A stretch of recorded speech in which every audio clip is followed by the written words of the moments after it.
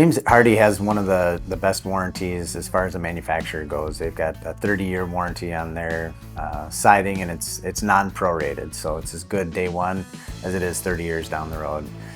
The only issue, like every manufacturer, is they want their siding to be installed the way that it was intended and engineered for.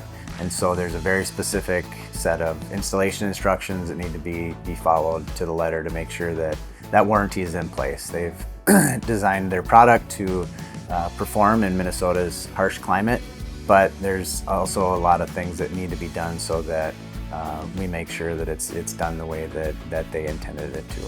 So whether it's clearances off of grade or roof lines, flashing practices, those kinds of things, that's where it's going to take a professional to make sure that those installation procedures are followed, that they're done by the book, so that if there is an issue down the road, James Hardie is not going to show up and say, hey, I'm sorry, we can't honor your warranty because it was installed improperly.